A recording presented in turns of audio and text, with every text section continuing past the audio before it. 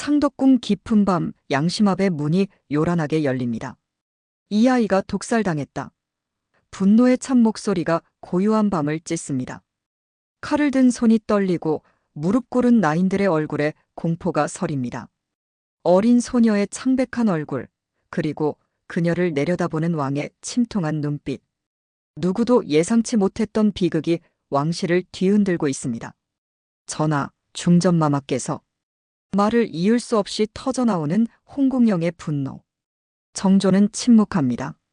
원빈의 죽음은 곧 더 큰 권력 투쟁의 시작이 될 것입니다. 조선 영조 42년 한양의 귀족 가문에서 한 여자아이가 태어납니다. 이 아이의 이름은 홍씨, 풍산 홍씨 가문의 작은 꽃이었습니다. 그녀의 아버지 홍낙추는 당시 별다른 관직이 없었지만 그녀의 가문은 결코 보잘것없는 집안이 아니었습니다. 8대조는 사원부 대사원을 지내고 영의정에 추중된 홍의상이었고 6대조는 선조의 딸 정명공주와 혼인한 영안위 홍주원이었습니다. 더욱이 그녀는 당시 세손의 어머니인 해경궁 홍씨와도 11촌 관계였습니다. 홍씨가 태어나던 그 무렵 조선은 큰 변화의 소용돌이 속에 있었습니다. 영조는 이미 고령이었고 그의 둘째 아들 사도세자는 뒤주에 갇혀 비참한 죽음을 맞이했습니다. 사도세자의 아들인 세손은 할아버지 영조의 보호 아래 자라났고 그 세손이 바로 후일의 정조였습니다. 어린 홍씨는 평범한 귀족 가문의 딸로 자라났지만 그녀의 오빠 홍국영은 문과에 급제하며 출세의 길을 걷고 있었습니다. 1772년 영조 48년 홍국영은 정시문과에 병과로 급제하여 관직에 발을 들였습니다. 그는 점차 세손의 신임을 얻으며 측근으로 자리 잡았고 이는 후일 그의 누이 홍씨의 운명을 크게 바꾸는 계기가 됩니다. 영조가 승하하고 1776년 세손이 즉위하여 정조가 되었을 때 홍국영은 정조의 가장 믿음직한 측근으로 자리 잡았습니다. 정조는 즉위 직후 홍국영을 승정원 동부승지에 임명했고 불과 몇 개월 만에 그를 도승지로 승진시켰습니다. 홍국영의 권력은 나날이 커져갔고 그의 누이 홍씨 역시 점점 주목받는 인물이 되었습니다. 정조 2년인 1778년 왕실에는 중대한 문제가 있었습니다. 정조의 왕비인 효의왕 후 김씨가 병으로 인해 후사를 볼 가능성이 희박해진 것입니다. 왕실의 대를 이어갈 후계자가 필요했습니다. 5월 2일 대비인 정순왕 후 김씨는 비너를 간택하라는 언서를 내립니다. 불행하게도 중전에게 병이 있어서 후사를 볼 가망이 없게 되었다는 이유였습니다. 간택령이 내려진 후 홍국영은 자신의 권력을 더욱 공고히 할 기회를 놓치지 않았습니다. 그는 자신의 누이 홍씨를 후궁 간택에 참여시켰고 그녀는 13세의 어린 나이에 정조의 후궁으로 간택됩니다. 정조 2년 6월 그녀는 정조의 첫 번째 간택 후궁이 되었고 이때 그녀에게 주어진 봉호는 원빈이었습니다. 으뜸 원자를 쓴 원빈이라는 호칭은 조선 역사상 전례가 없는 것이었습니다. 원빈 홍씨에 대한 예우는 실로 파격적이었습니다. 그녀는 초간택, 재간택, 삼간택까지 간택의 모든 절차를 거쳤으며 가래의 의절과 의장은 대명집내와 당나라와 명나라의 예를 모두 찾아본 다음 시행되었습니다. 후궁이 아닌 정비를 맞이하는 듯한 성대한 의식이었습니다. 그러나 이러한 파격적 대우는 궁중의 미묘한 갈등을 불러일으켰습니다. 정비인 효의왕후는 더위를 핑계로 원빈 홍씨의 조연례를 며칠이나 미루며 불편한 심기를 드러냈습니다. 부녀의 도리자연적 곡축시를 꺼림이 예사라는 표현에서 볼 수 있듯 효의왕후 입장에서 원빈 홍씨를 꺼리는 것은 당연한 일이었습니다. 홍국영의 세력은 누이가 후궁이 됨으로써 더욱 강해졌습니다. 그는 이조 참판, 대사원 등 요직을 두루 거치며 당대의 세도가로 명성을 떨쳤습니다.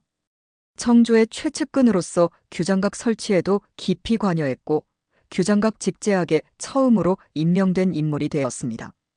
하지만 원빈 홍씨의 궁중 생활은 순탄치 않았습니다. 어린 나이에 부모와 떨어져 한참 연상인 정조와 결혼해 급변한 환경에서 일거수일투족을 주목받으며 지엄한 왕족과 살아야 했습니다. 몸과 정신이 채 성숙하기도 전에 무리한 성관계와 임신을 강요당하는 상황에 놓이게 되었고, 그 스트레스가 1314살의 나이로는 감당하기 힘들었을 것입니다. 1778년 겨울부터 원빈 홍씨는 종기가 여러 번 발병하여 차도를 보이지 않았습니다.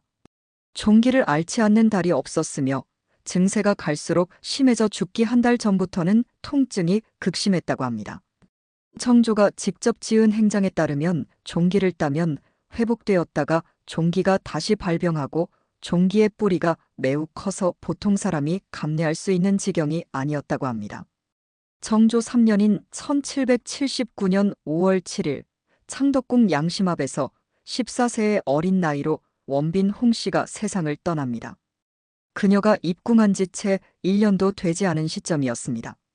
원빈의 죽음은 궁중에 큰 충격을 주었고 특히 그녀의 오빠 홍국영에게는 엄청난 타격이었습니다. 원빈 홍씨의 죽음을 둘러싼 의혹은 즉시 불거졌습니다.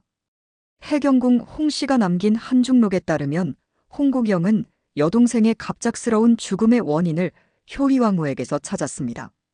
하늘이 밝으시고 구경이의 죄악이 천지에 가득 차니 그 누이는 들어온 지 1년도 못된 1779년에 벼랑간 죽었느니라. 이 일로 구경이가 도끼와 활을 이기지 못하여 제 감히 누이 죽은 것에 중전을 의심하여 정조를 돋워 중전의 내인들 여럿을 잡아다가 칼을 빼들고 무수히 협박하며 조사하니라. 그러나 정조가 직접 지은 행장에서는 원빈 홍씨가 종기를 앓고 있었다는 사실을 밝히고 있습니다. 갑작스러운 환경 변화와 어린 나이에 겪어야 했던 심리적, 육체적 스트레스가 그녀의 건강을 더욱 악화시켰을 가능성이 큽니다. 원빈 홍씨의 죽음 이후 그녀에 대한 예우는 더욱 파격적이었습니다.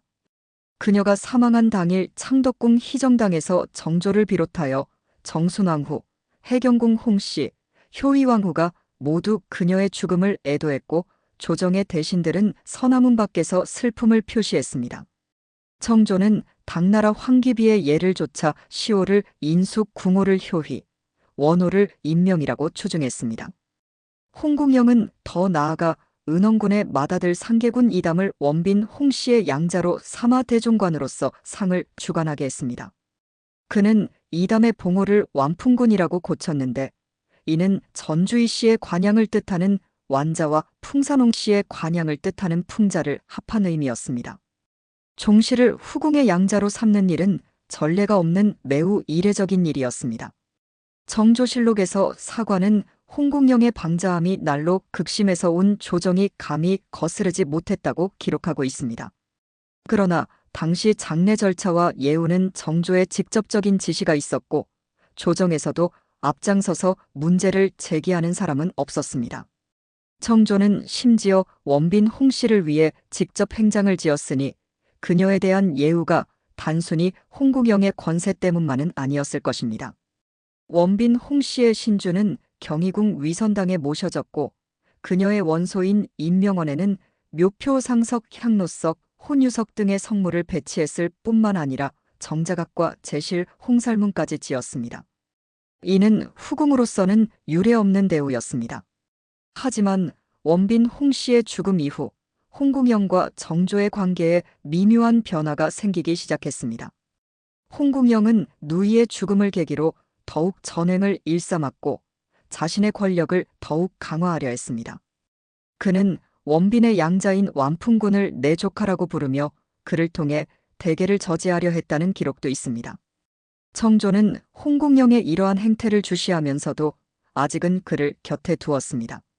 그러나 그해 9월 홍국영은 자신이 맡고 있던 모든 조정의 실직에서 물러난다는 은퇴 상소를 올렸고 정조는 이를 수락했습니다. 당시 홍국영은 32세라는 젊은 나이였고 정조는 그에게 봉조와 직함을 내려주었습니다. 일찍이 백발의 봉조와는 있어도 흑발의 봉조와는 없었기에 그는 흑두봉조와라고 불리게 되었습니다. 그러나 홍국영의 은퇴는 그의 몰락의 시작에 불과했습니다. 1780년 1월 그의 친척인 홍낙순이 파직과 문회 출송되었고 다음 달 26일에는 김종수의 탄핵 상소가 올라왔습니다. 김종수의 상소를 시작으로 홍국영에 대한 탄핵이 본격적으로 시작되었고 그는 방출 처분을 받았습니다.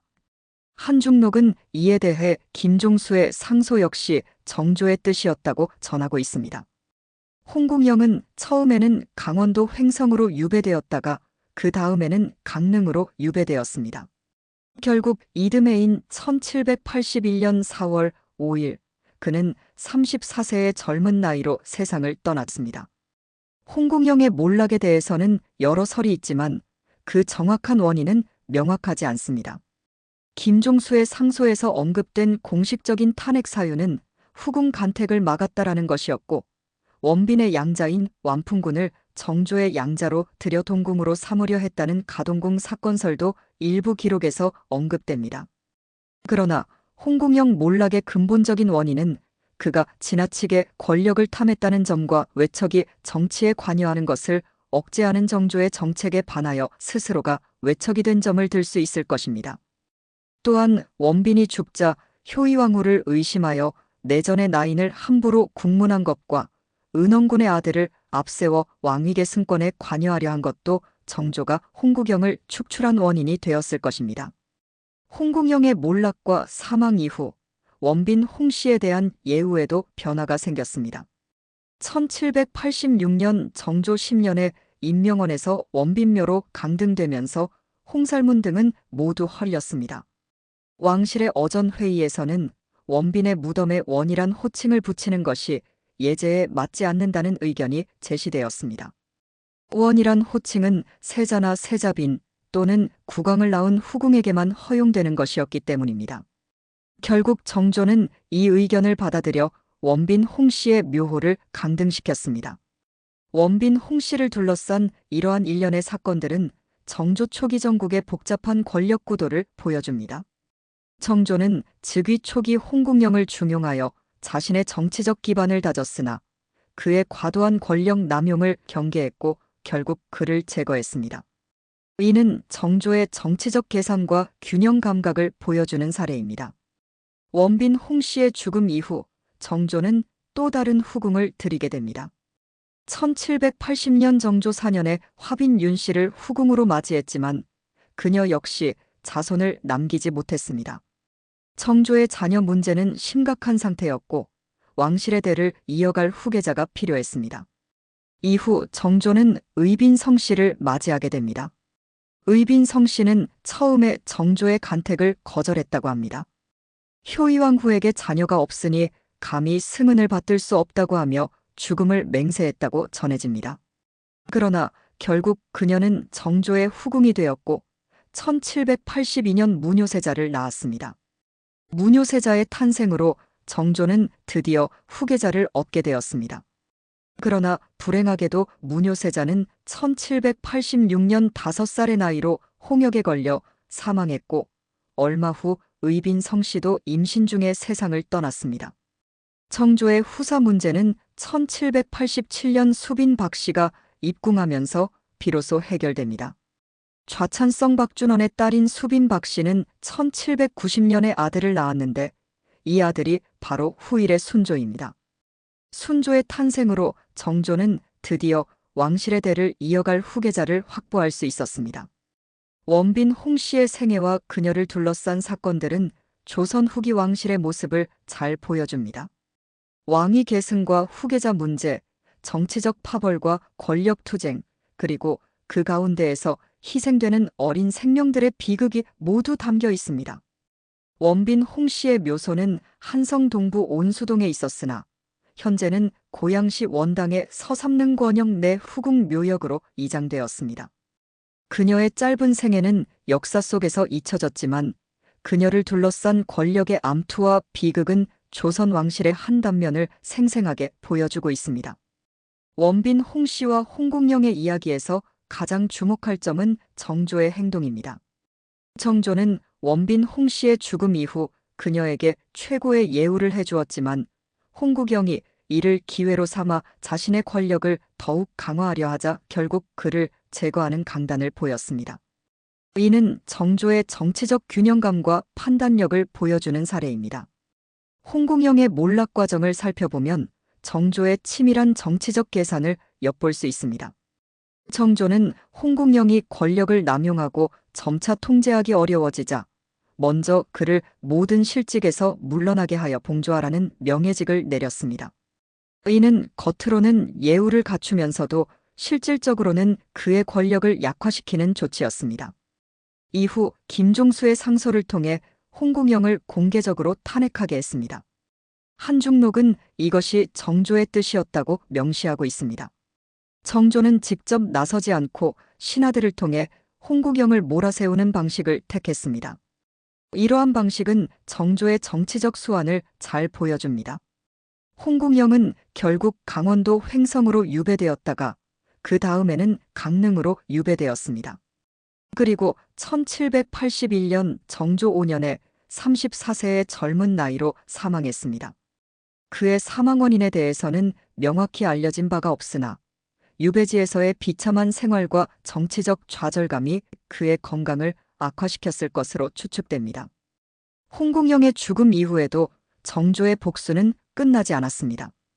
1786년 정조는 원빈 홍씨의 원소인 임명원을 원빈묘로 강등시켰습니다.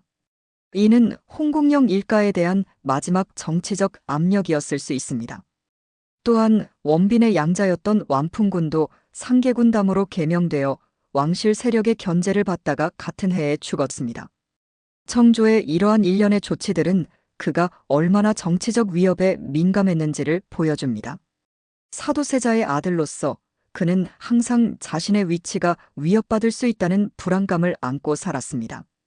그렇기에 홍공영과 같이 과도한 권력을 휘두르는 신하는 결국 제거할 수밖에 없었습니다.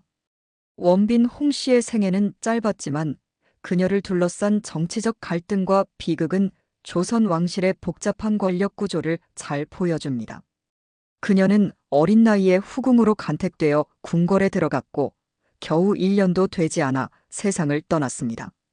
그녀의 삶은 마치 권력의 소용돌이에 휩쓸린 한 송이 꽃과 같았습니다. 정조는 원빈 홍씨의 죽음 이후에도 후계자 문제로 고민했습니다. 그는 여러 후궁을 맞이했으나 오랫동안 후사를 얻지 못했습니다. 마침내 1782년 의빈성 씨가 무뇨세자를 낳았지만 세자는 어린 나이에 세상을 떠났습니다. 정조의 왕위 계승 문제는 1790년 수빈박 씨가 순조를 낳을 때까지 해결되지 않았습니다. 원빈 홍씨의 이야기는 조선 왕실의 여성들이 얼마나 정치적 도구로 이용되었는지를 보여주는 대표적인 사례입니다. 그녀는 오빠 홍국영의 권력 야망의 도구로 어린 나이에 궁궐에 들어갔고 그 무게를 감당하지 못한 채 생을 마감했습니다. 그녀의 죽음 이후에도 그녀를 둘러싼 정치적 갈등은 계속되었고 결국 홍국영 일가의 몰락으로 이어졌습니다. 원빈 홍씨와 홍국영의 이야기는 정조의 통치 초기 정치사를 이해하는 데 중요한 단서가 됩니다. 정조는 즉위 직후부터 자신의 정치적 기반을 공고히 하기 위해 노력했습니다. 그가 홍국영을 중용한 것도 이러한 맥락에서 이해할 수 있습니다. 홍국영은 세손 시절부터 정조를 보필했고 사도세자의 죽음으로 위태로웠던 정조의 지위를 지키는 데 큰 역할을 했습니다. 정조는 즉위 후 홍국영을 승정원 동부 승지에 임명했고 불과 몇 개월 만에 도승지로 승진시켰습니다. 또한 규장각 설치 시 규장각 직제학에 그를 임명했으며 수어사와 금의대장직을 내려 병권까지 맡겼습니다. 이는 정조가 얼마나 홍국영을 신뢰했는지를 보여줍니다. 그러나 정조의 신뢰를 등에 업은 홍국영의 권세는 나날이 커졌고 그것은 결국 그의 몰락을 초래하는 원인이 되었습니다. 홍국영은 자신의 누이 원빈 홍씨를 정조의 후궁으로 들여보내 자신의 정치적 입지를 더욱 강화하려 했습니다.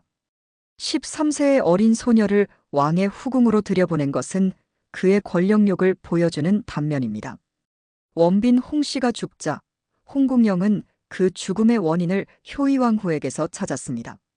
그는 왕비의 나인들을 잡아 신문하며 효의왕후를 압박했고 이는 정조에게도 큰 부담이 되었을 것입니다. 특히 은원군의 아들 상계군 이담을 원빈의 양자로 삼아 완풍군이라 하고 그를 내 조카라 부르며 왕위계 승권에까지 영향력을 행사하려 했다는 점은 정조에게 큰 위협으로 다가왔을 것입니다. 정조는 홍국영이 점점 통제하기 어려워지자 그를 제거하기로 결심했습니다. 그러나 정조는 직접적인 방법으로 홍국영을 공격하지 않았습니다. 대신 그의 정치적 기반을 서서히 약화시키는 전략을 택했습니다. 1779년 9월 홍국영이 자신의 모든 실직에서 물러난다는 상소를 올렸을 때 정조는 이를 수락하고 그에게 봉조와 직함을 내렸습니다. 32세의 젊은 나이에 봉조화가 된 것은 일견 큰 영예로 보였지만 실질적으로는 그의 정치적 영향력을 약화시키는 조치였습니다. 이후 정조는 김종수의 상소를 통해 홍국영을 공개적으로 탄핵하게 했습니다. 한중록에 따르면 이 상소 역시 정조의 뜻이었다고 합니다. 정조는 직접 나서지 않고 신하들을 통해 홍국영을 공격하는 방식을 택했습니다. 이는 정조의 정치적 수완을 잘 보여주는 사례입니다. 결국 홍국영은 강원도 횡성으로 유배되었다가 강릉으로 이배되었고 1781년 34세의 젊은 나이로 세상을 떠났습니다. 그의 사망 원인에 대해서는 명확히 알려진 바가 없으나 유배지에서의 고된 생활과 정치적 좌절이 그의 건강을 해쳤을 것으로 추측됩니다. 홍국영의 죽음 이후 정조는 원빈 홍씨에 대한 예우에도 변화를 주었습니다. 1786년 그녀의 원소인 임명원을 원빈묘로 강등시켰습니다. 또한 원빈의 양자였던 완풍군도 상계군담으로 개명되어 왕실 세력의 견제를 받다가 같은 해에 사망했습니다. 이는 정조가 홍국영 일가의 영향력을 완전히 제거하려 했음을 보여줍니다. 정조의 이러한 일련의 행동들은 그가 왕권을 공고히 하고 정치적 위협을 제거하는 데 얼마나 단호했는지를 보여줍니다. 사도세자의 아들로서 그는 항상 자신의 위치가 위협받을 수 있다는 불안감을 안고 살았습니다.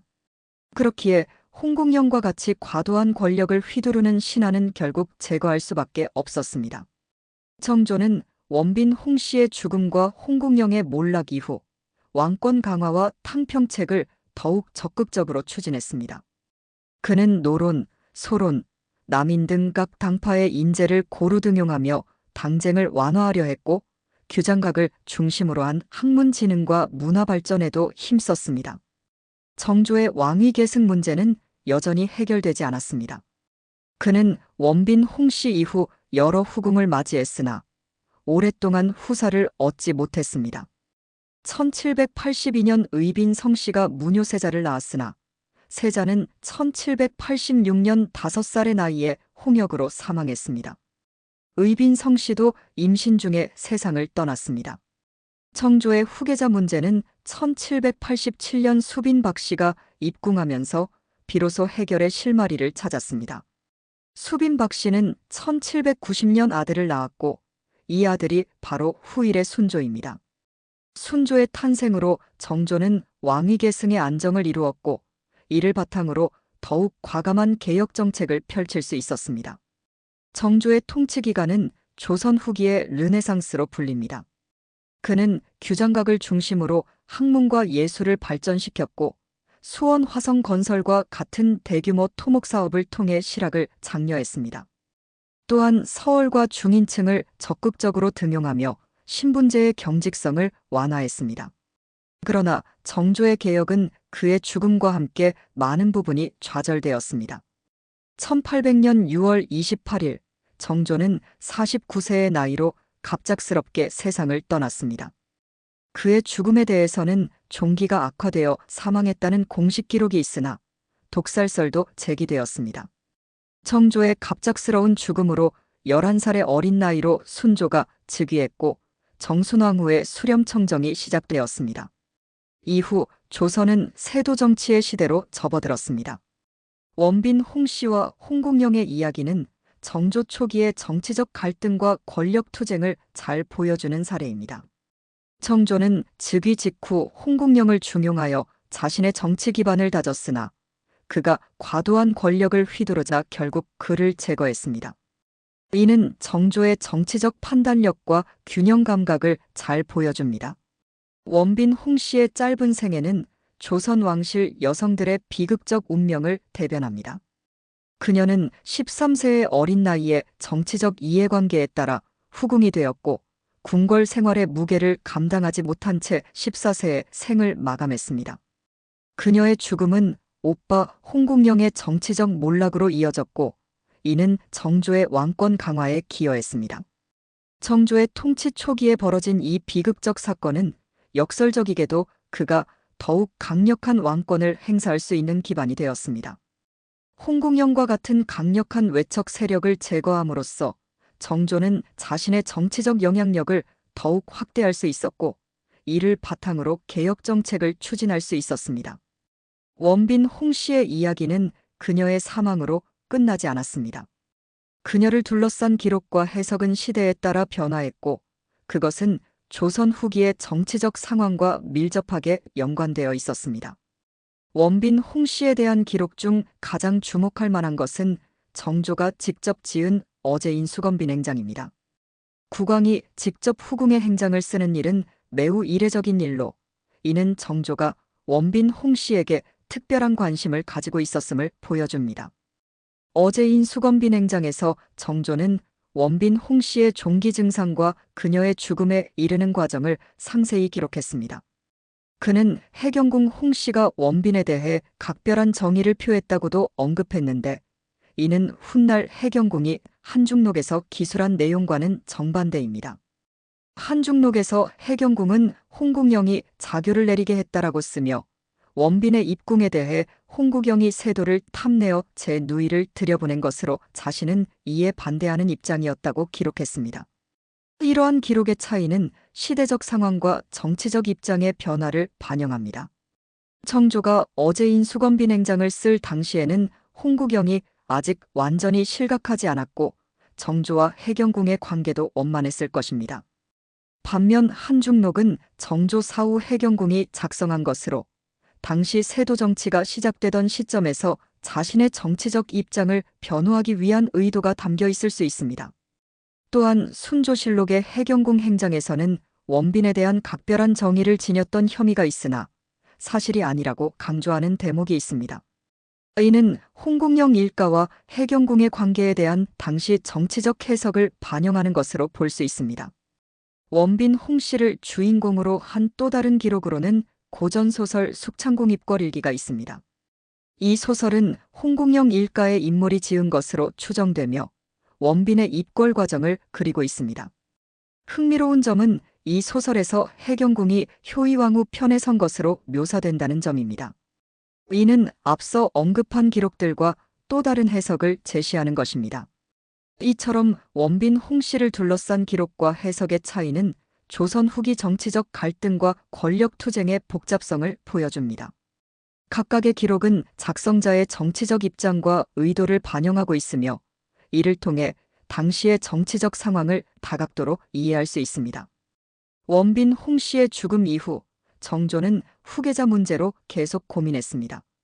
1780년 화빈 윤씨를 후궁으로 맞이했으나 자손을 얻지 못했고 의빈 성씨에게서는 무뇨세자를 얻었으나 세자가 어린 나이에 사망하는 비극을 겪었습니다. 정조의 후계자 문제는 1790년 수빈 박씨가 낳은 순조의 탄생으로 해결되었습니다. 정조의 통치 기간은 조선 후기의 문화적 르네상스로 평가받습니다. 그는 규장각을 중심으로 학문과 예술을 발전시켰고 서울과 중인층을 적극적으로 등용하며 신분제의 경직성을 완화했습니다. 수원 화성 건설과 같은 대규모 토목 사업을 통해 실학을 장려했고 노론, 소론, 남인 등 각 당파의 인재를 고루 등용하며 탕평책을 실현했습니다. 그러나 정조의 개혁은 그의 갑작스러운 죽음으로 많은 부분이 좌절되었습니다. 1800년 정조가 49세의 나이로 세상을 떠나자 11살의 어린 나이로 순조가 즉위했고 정순왕후의 수렴청정이 시작되었습니다.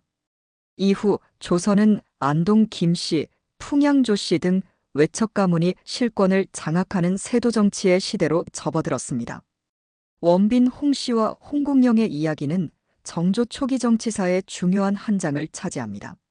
이 사건은 정조의 정치적 판단력과 왕권 강화 과정을 잘 보여주는 사례이며 조선 후기 권력 투쟁의 단면을 생생하게 보여줍니다.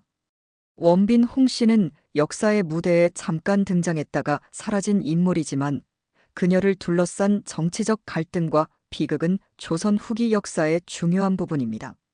그녀의 짧은 생애는 왕실 여성들의 비극적 운명을 대변하며 권력의 소용돌이 속에서 희생된 어린 생명의 슬픈 이야기입니다. 원빈 홍씨의 묘소는 현재 고양시 원당의 서삼릉 권영 내 후궁묘역에 있습니다.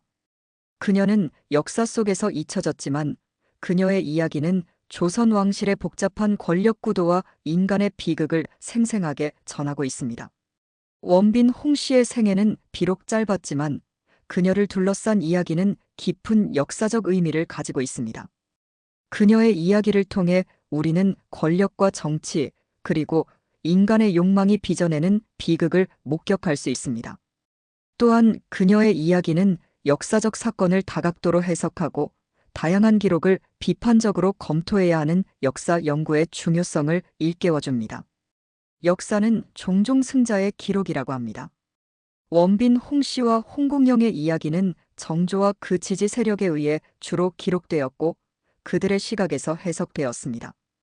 그러나 다양한 기록을 통해 우리는 그 이면의 복잡한 진실에 조금 더 가까이 다가갈 수 있습니다.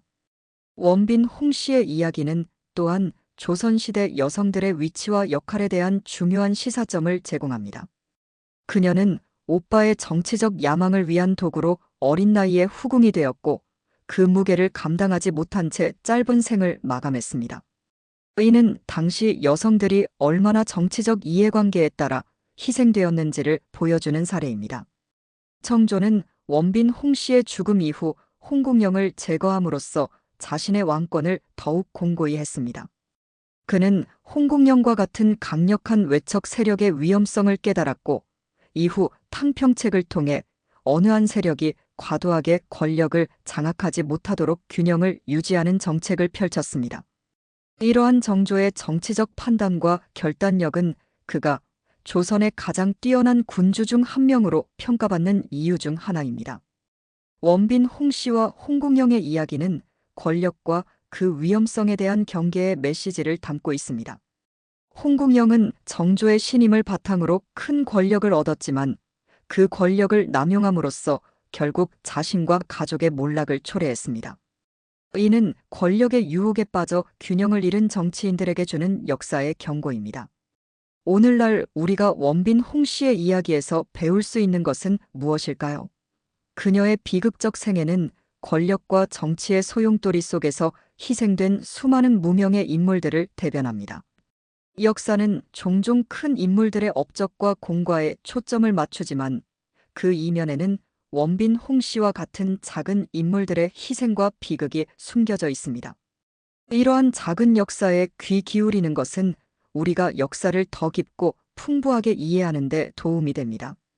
또한 원빈 홍씨의 이야기는 역사적 기록의 다양성과 그 해석의 중요성을 일깨워줍니다. 어제인 수건비냉장, 한중록, 순조실록 등 다양한 기록이 각기 다른 시각에서 원빈 홍씨와 홍국영을 묘사하고 있습니다.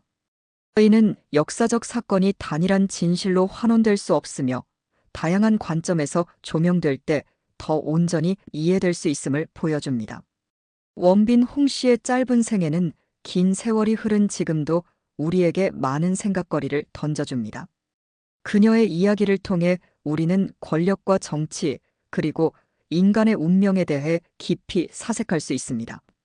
역사 속에 묻혀있던 그녀의 이야기가 오늘날 다시 조명되는 것은 과거의 비극을 되새기며 더 나은 미래를 향한 교훈을 찾기 위함일 것입니다.